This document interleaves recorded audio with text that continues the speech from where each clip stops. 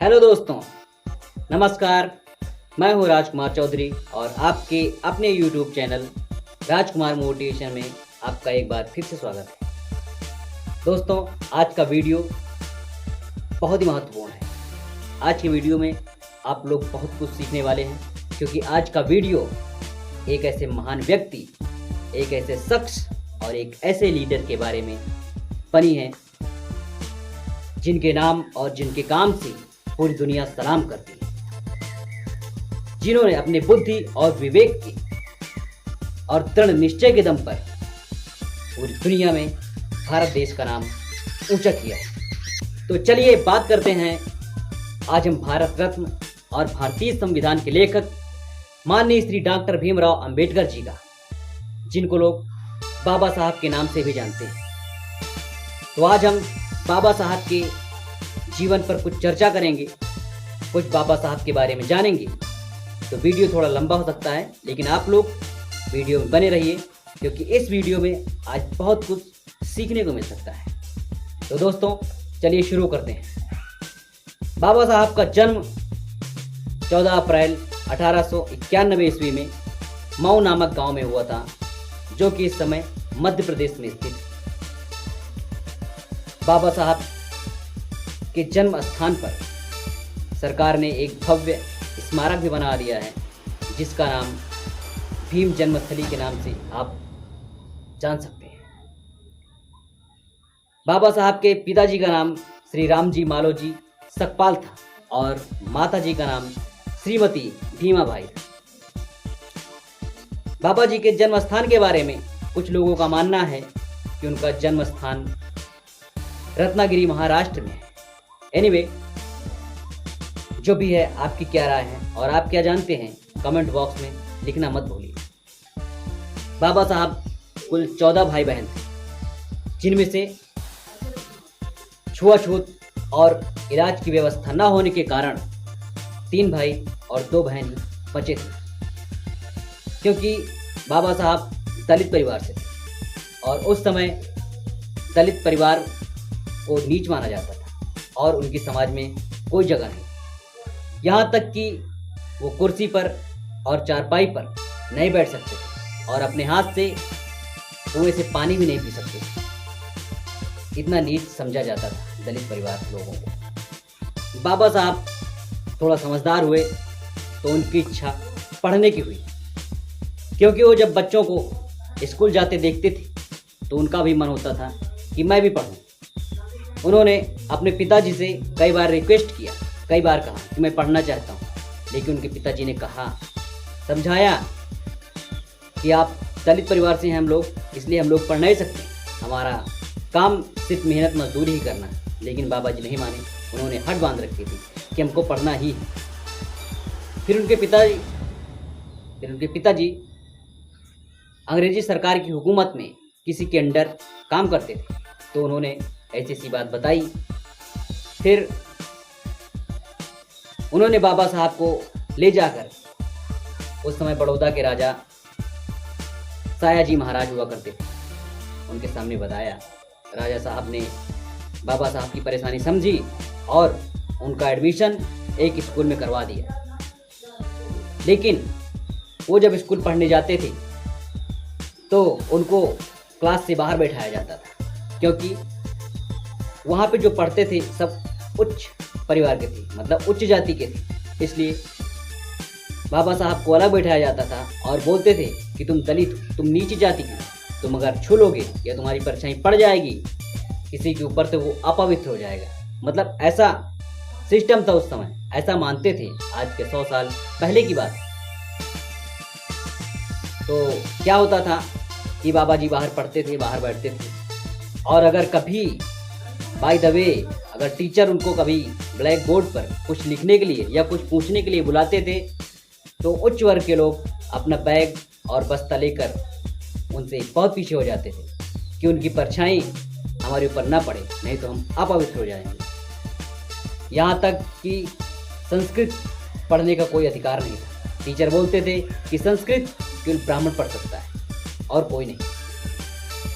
ये स्थिति थी उस समय की। एक बार की बात है, बाबा साहब स्कूल जा रहे थे और उन्होंने एक कुएं से पानी निकालकर अपने हाथ से पी लिया। तो ब्राह्मणों ने उनको पकड़कर बहुत मारा पीटा और बोले कि अगली बार आप कुएं पे दिखाई मत देना, वरना ठीक नहीं होगा। तो बाबा साहब के साथ जब ऐसा हुआ तो बाबा साहब ने उसी टाइम पे ठान लिया था कि ये नियम, ये कानून, ये सब बदलना है हमको, अपने समाज को आगे बढ़ाना है। अपने समाज को आगे करने के लिए उन्होंने संघर्ष करने का निश्चय कर लिया था। और फिर वहाँ से पढ़ने के बाद मुंबई एल्फिंस्टन हाई स्कूल चले गए। वहाँ से पढ़ने के बाद जब वो आए तो 16 साल की उम्र में एक रमाबाई नाम की लड़की से उनका विवाह कर दिया गया। लेकिन उनके पढ़ाई का सपना पूरा नहीं हुआ और वो न्यूयॉर्क पढ़ने चले गए। वहाँ उन्होंने MA PhD की डिग्री ली और फिर वो लंदन स्कूल ऑफ इकोनॉमिक्स में पढ़ने गए। वहाँ उन्होंने MSc और लॉ की पढ़ाई। वहाँ पढ़ाई करने के बाद जब वो वापस आए तो वो सीधा सायाजी महाराज के यहाँ गए और बोले, महाराज आपने मेरी मदद की पढ़ाई करने में और आपने स्कॉलरशिप भी दिया है, क्योंकि राजा साहब ने उनकी पढ़ाई करने में बहुत मदद दिया, उन्हीं की वजह से वो पढ़ पाए थे। वहाँ आए और बाबा साहब बोले कि राजा साहब अब हम आपकी सेवा करना चाहते हैं, आप बताइए हम क्या करें। तो राजा साहब ने उन्हें उच्च सेना अधिकारी के रूप में उन्हें नौकरी दे दी और उन्हें कुर्सी बिठा दी। लेकिन इतना उच्च पद पाकर भी उनकी कोई इज्जत नहीं होती थी, क्योंकि वो छुआछूत की बीमारी तो अभी चालू ही थी। दोस्तों, ऑफिस में जब वो कभी फाइल मांगते थे तो जो उसका प्यून था, जो चपरासी था, वो उनसे बोलता था, आप आके फाइल ले लो, मैं आपको छूऊंगा नहीं, आप नीची जाति क्यों, दलित हो, ऐसा बोलते। लेकिन बाबा साहब ने हार नहीं मानी और नौकरी करते रहे। चलता रहा जीवन और उनके धीरे धीरे 5 बच्चे हुए, जिनमें से इलाज की व्यवस्था न होने के कारण केवल एक ही बच्चा बचा और धीरे धीरे उनकी वाइफ रमाबाई भी धीरे धीरे बीमार होने लगी और कुछ दिनों के बाद वो भी उनको छोड़कर चली गई। लेकिन बाबा साहब हार नहीं माने। उन्होंने जो संकल्प लिया था वो पूरा करने के लिए दृढ़ निश्चय थे और अपने अधिकार के लिए लड़ते रहे, हार नहीं माने। फिर उन्होंने नौकरी छोड़कर, उस समय सत्याग्रह आंदोलन चल रहा था जिसके लीडर महात्मा गांधी जी थे, उसमें शामिल हो गए और बहुत अच्छे से लीडरशिप प्रस्तुत किया। महात्मा गांधी ने पूछा कि आप क्या चाहते हैं, तो उन्होंने बताया कि जिस प्रकार मुसलमान और सिख अपना दल अलग बनाए हुए हैं, उसी प्रकार हम दलित लोगों का दल अलग बनाएंगे और अलग रहेंगे, क्योंकि इसमें छुआछूत और ऊंच नीच का बहुत भेदभाव है। तो महात्मा गांधी ने उन्हें समझाया कि देखिए, देश की आज़ादी का टाइम है और आप अलग मत होइए, वरना देश बर्बाद हो जाएगा। 1947 की बात, जब सत्याग्रह आंदोलन चल रहा था, उसके बाद बाबा साहब मान गए और वो सत्याग्रह आंदोलन में इन्वॉल्व हो गए, शामिल हो गए और 1947 में हमारा देश भारत आज़ाद हुआ और देश के प्रधानमंत्री पंडित जवाहरलाल नेहरू बने। लेकिन देश को चलाने के लिए कोई संविधान नहीं था, तो सभी लीडर और सभी नेता मिलकर अंबेडकर साहब के पास गए और उनसे बोले कि आप हमारा अपने देश का संविधान बनाइए। बाबा साहब ने हाँ कर दिया और उन्होंने संविधान बनाना शुरू कर दिया और उन्होंने 2 वर्ष 11 महीने और 18 दिन में संविधान बनाकर रेडी कर दिया, जो कि 24 जनवरी 1950 को तैयार हो गया था। और उसके 2 दिन बाद 26 जनवरी 1950 को संविधान हमारे देश में लागू हो गया। और 1950 को ही बाबा साहब बौद्ध धर्म के सम्मेलन में श्रीलंका गए और वहाँ से जब वापस आए तो 14 अक्टूबर 1956 को उन्होंने अपने अनुयायियों को, जो उनके साथ में थे, उनको लेकर बौद्ध धर्म अपना लिया। और उसके बाद 6 दिसंबर 1956 को ही बाबा साहब ने इस दुनिया से अलविदा कहा और अपना शरीर त्याग दिया। क्योंकि उस समय कांग्रेस की सरकार चल रही थी। लेकिन जब 1988 में गठबंधन की सरकार आई और पीवी सिन्हा के कार्यकाल में बाबा साहब को भारत रत्न से सम्मानित किया गया, तो बाबा साहब हमारे ऐसे थे जिन्होंने दलित लोगों के लिए और पिछड़ी जाति के लिए बहुत संघर्ष किया था।